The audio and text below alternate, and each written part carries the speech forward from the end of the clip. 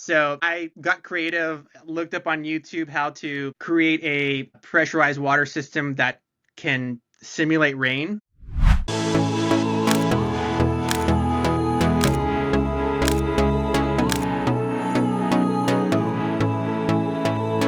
Welcome, everyone, to another episode of Photographer Profile. If you like eye-popping ballerina and dance photography, you are in the right place. I have Arin here. Hey, Arin, how are you? Great, Nathan. Thanks for having me. No problem. Yeah, just give the audience an introduction about yourself and your photography. My photography journey started decades ago when I was an avid climber and I wanted to find a way to earn income as well as be able to get free gear because climbing can be an expensive hobby. So naturally, that led me to learning how to do photography as well as shoot videos and reels for climbing companies. I made a decent living off of it, was able to support my climbing, but it just wasn't something that I wanted to do long term. So my parents lived out in Vegas, and I decided I'll move to Vegas and I will join the electrical union there. Then I had some friends visit me who were climbers. They were starting a project and they needed someone to shoot photos for it. And so gladly, I was like, hey, I'll do it. You don't need to pay me. I just want to be a part of something. The photos work really well for what they're trying to do. And then I start to get contacted by people in their community to do more creative projects. After that, I felt like it was a sign from the universe to go into photography rather than become an electrician, because every aspect of photography was just I loved it. I loved planning the shoot, being on location, even sitting in the editor's chair for 6 to 8 hours. It was super fun to be creative again. And that's what led me to start my photography career and business roughly over 2 years ago, just shy of it. So you're a full-time professional. This is your sole income, photography. It's getting there.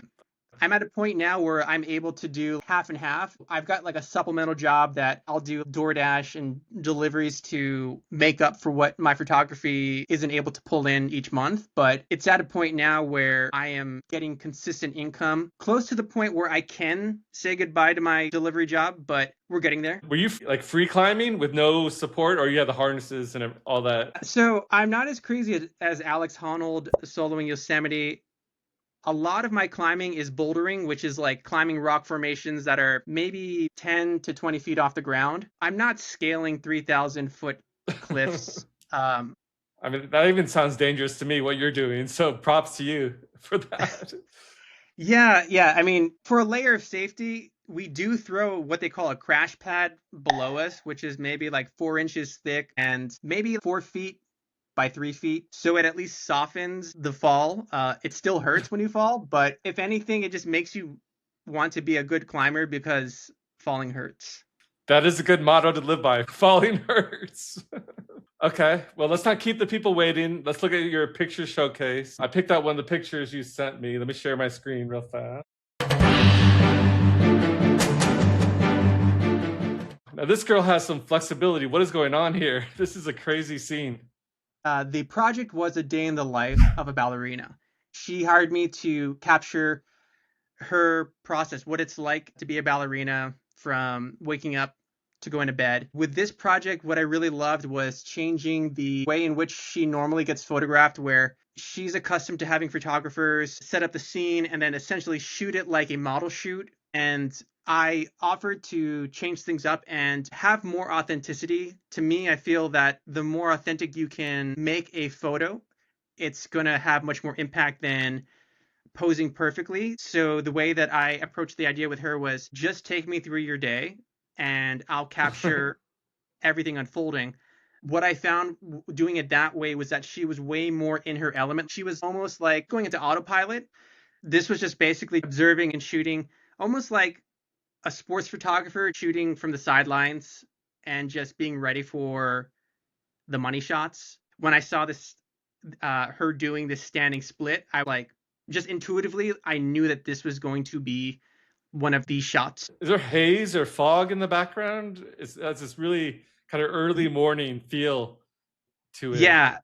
So it definitely was early morning. I've got a mini PMI smoke machine, and I wanted to create a bit of haze because there's something beautiful when you give light shape and you just add a thin layer of smoke and you just see light coming through, because Aside from that, like light has no shape unless it passes through things. So in this case, I just wanted to have a subtle layer of atmosphere. And so just quickly just like fill that area with smoke from the PMI machine and then let her do her thing.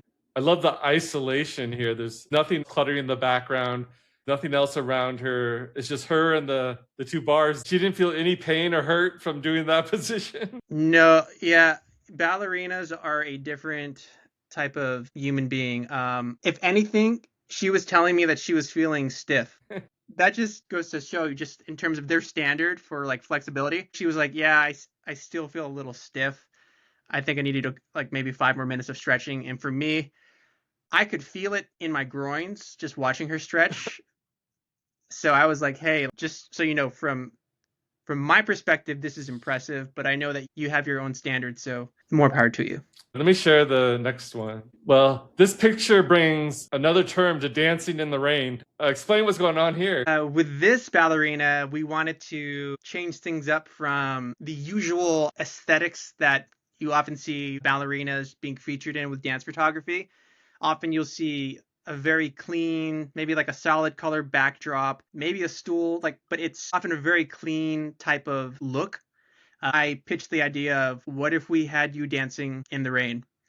Like her curiosity was piqued, and she's like, "All right, if you can find a way to make it rain, because it is Las Vegas, and it we don't get a lot of rain during the summertime, so." And we're not talking about throwing dollar bills at strippers or anything like that. No, making it rain no. like that.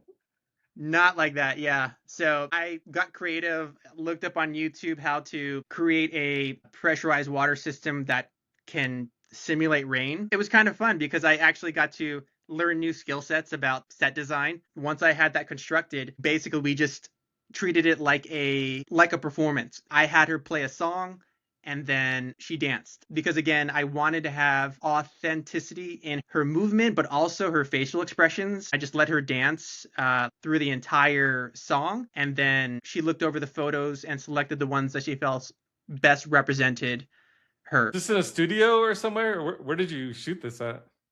Yeah, it was done in a studio.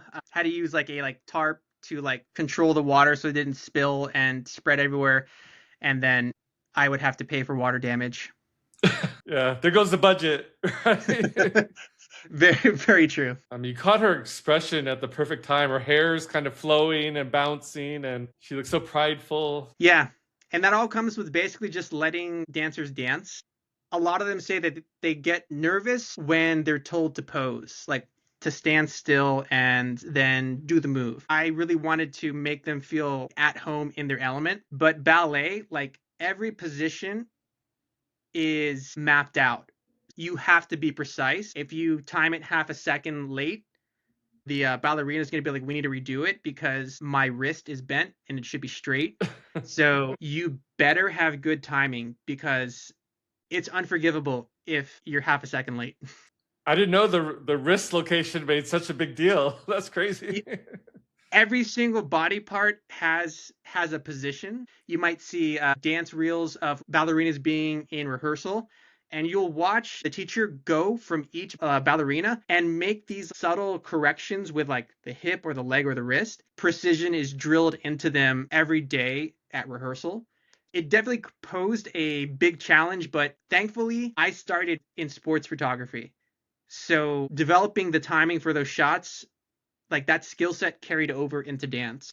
Well, great job on this one. Let's take a look at your next one. She looks like she's dancing in hell in this shot. Yeah, like the theme that she really wanted to go for was deep and dark. I was like, okay, then that means we're totally going to like play with shadow, and we're definitely going to go crazy with color. I got like the powdered smoke as well as smoke bomb. And basically did the same setup where I just told her pick a song and just dance to it, and we'll capture a wide variety of movements, and then you can select the ones that you feel represent your creative vision. So this pose lasted maybe a second after the shoot was done. Like after she published the photo, she was telling me a lot of people stopped scrolling when they saw this photo.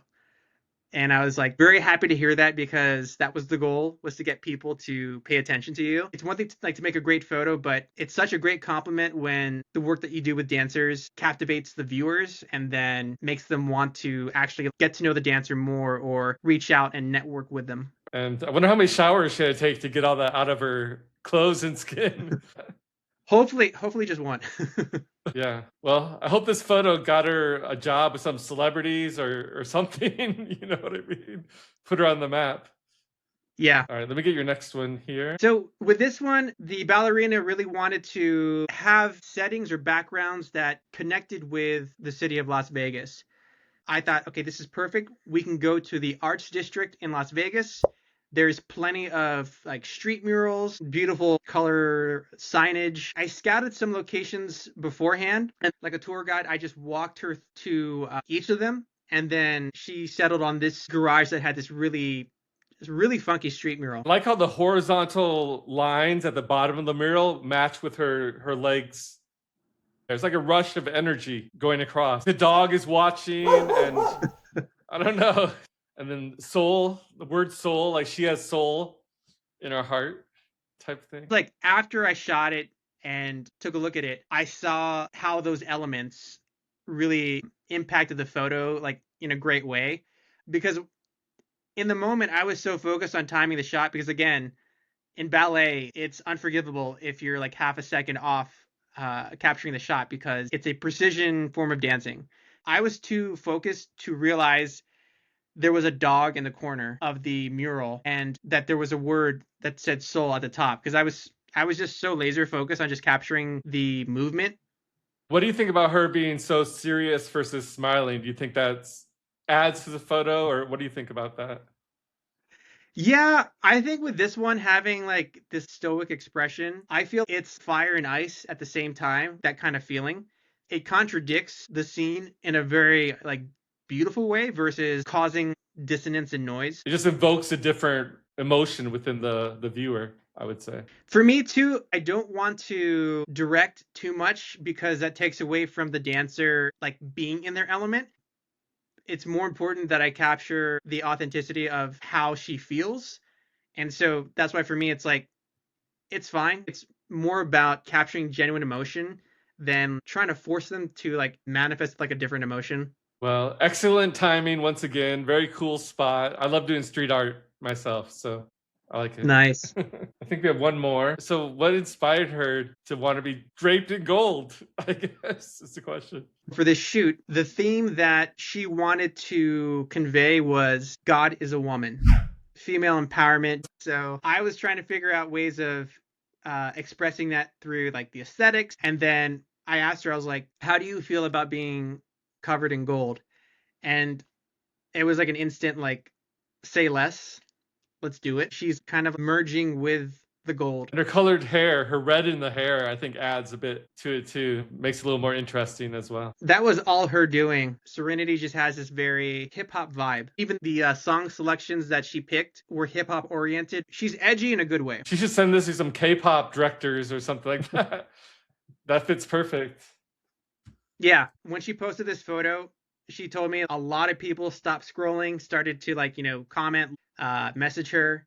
So again, one of my goals with the photography that I create with the dancers is for it to actually like manifest into practical benefits, gaining exposure, networking opportunities. It's not just about being a great dancer, it's about being able to network and connect with the people that are going to help further your career. But it takes creating something that draws attention, and then people will then be like, hey, I'd like to talk to you. Fun question for you. I'm sure you've worked with some crazy people in all these portraits that you've done.